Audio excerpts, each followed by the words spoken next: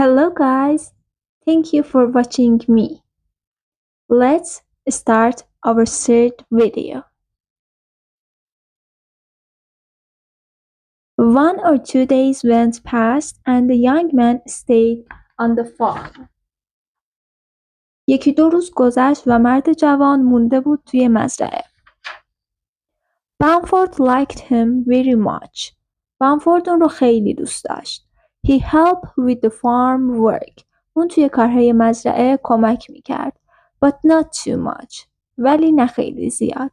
He liked to go out with the gun. اون دوست داشت که بره بیرون با اسلحه.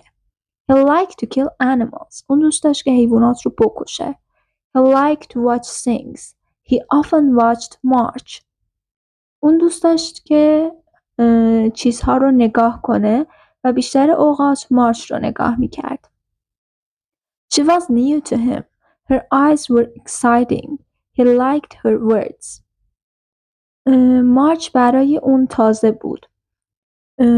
چشمهای مارچ برای اون مهیج بود و اون کلمات و الفاظ مارچ رو دوست داشت. It was evening. عصر بود. He was outside in the dark. او بیرون توی تاریکی بود. He saw the lights of the fire in the farmhouse. اون دید روشنی آتیش رو توی خونه مزرعه. He liked the farm. اون مزرعه رو دوست داشت. Suddenly he thought, I want this farm. I want March. I want March to be my wife. ناگهان اون فکر کرد من این مزرعه رو میخوام. من مارچ رو میخوام. من میخوام که مارچ همسرم باشه. I want to marry her. Why not? میخوام که باهاش ازدواج کنم. چرا که نه؟ She's a year or two older than me. اون 1-2 سال از من بزرگتره. That's okay. He thought of her eyes and smiled. اون فکر کرد به چشمها و لبخند مارچ. Now he didn't know what to do. حالا اون نمیدونست که چیکار باید بکنه. He was afraid of March. اون از مارچ میترسید. He was afraid to speak to her. از صحبت کردن با اون میترسید. She was like an animal and he was like a fox. مارچ مثل یک حیوان بود و پسره هم مثل یک روباه بود. But he didn't know how to get her. ولی نمیدونست که چطور باید اون رو بگیره. It was 2 weeks later. 2 هفته بعد It was a cold dark afternoon. توی یک بعد از ظهر سرد و تاریک The young man was outside. مرد جوان بیرون بود. March was with him. مارچ هم همراهش بود. They did farm work together. اونها کارهای مزرعه رو انجام میدادن با هم. The young man looked at March. مرد جوان نگاه کرد به مارچ. March, he said in his quiet young voice. اون با صدای جوان و آرومش گفت مارچ. She looked up at him. مارچ به اون نگاه کرد. Yes, she said. I want to ask you something. پسره گفت میخوام که یک چیزی از تو بپرسم. Do you? What is it? She said. She was afraid. مارچ گفت میخوای؟ What is it? چی هست؟ She was afraid. اون ترسیده بود. What do you think it is? He asked. پسر پرسید به نظر تو چیه؟ March looked into the young man's eyes. March نگاه کرد به چشمهای مرد جوان. Well, he said very very slowly and quietly, I want to marry you.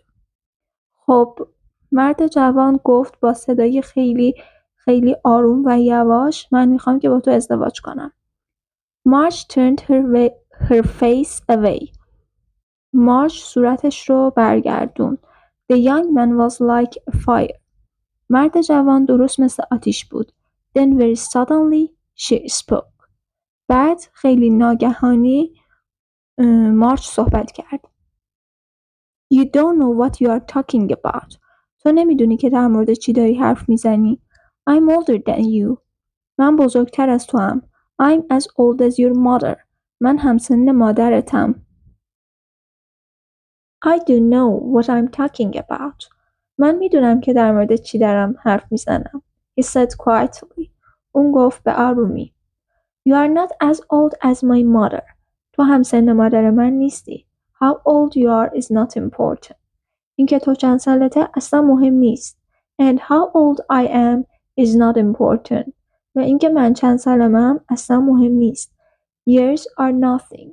سالها هیچ هستن.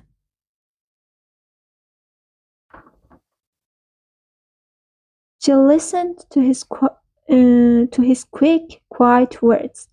اون گوش میکرد به کلمات آروم و سریعش. She closed her eyes.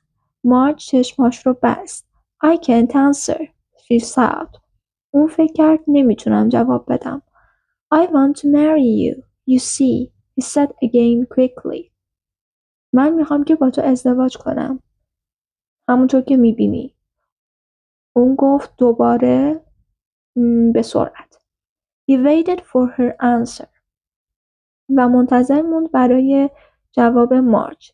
She was very near him and he wanted her. مارج خیلی نزدیک به اون بود و اون مارج رو میخواست. But he waited. ولی صبر کرد. Say, he said. Say you are going to marry me. Say it. بگو. اون گفت. Say you are going to marry me. بگو که میخوای با من ازدواج کنی. Say it. بگو. What? She asked. چی؟ مارج پرسید. Her voice was very quiet. صداش خیلی آروم بود. He was very near to her. پسر خیلی نزدیک بهش بود. Say yes. بگو بله. Oh, I can't, she said. How can I? من نمیتونم. چطور میتونم؟ You can, he said and put his hand on her hand. تو میتونی. پسر گفت. And put his hand on her hand. و دستش رو گذاشت روی دست مارج. You can. Yes, you can. تو میتونی. بله، تو میتونی. He said. اون گفت. And very slowly put her hand to his mouth. و خیلی آروم دست مارج رو بوسید.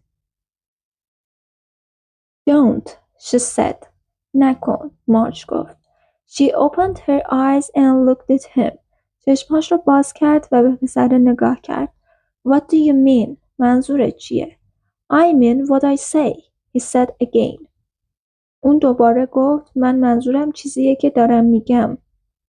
I want to marry you. میخوام که با تو ازدواج کنم. I think you know that now. و فکر میکنم که تو الان این رو میدونی. You know that. اون رو میدونی.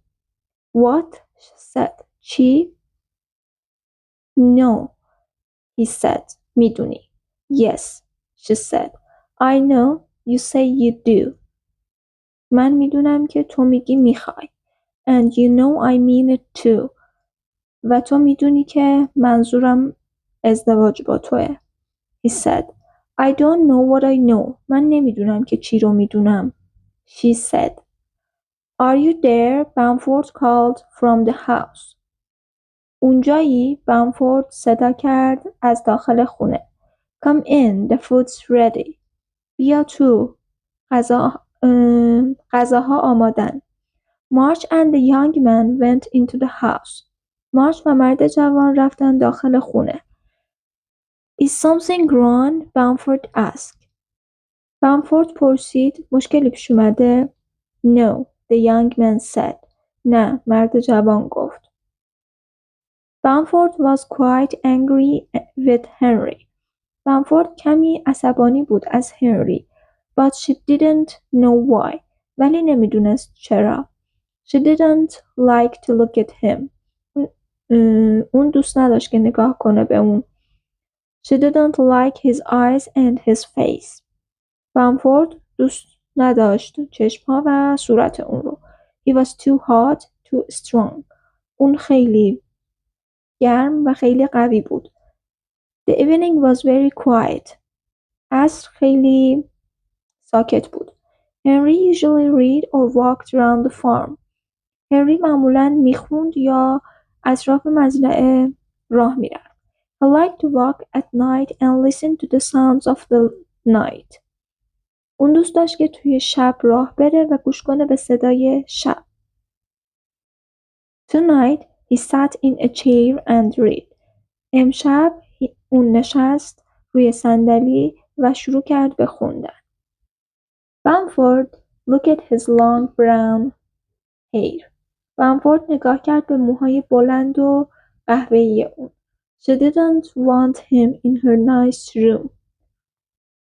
بامفورد نمیخواست که اون توی اتاق دلپذیرش باشه، اتاق دلپسندش باشه.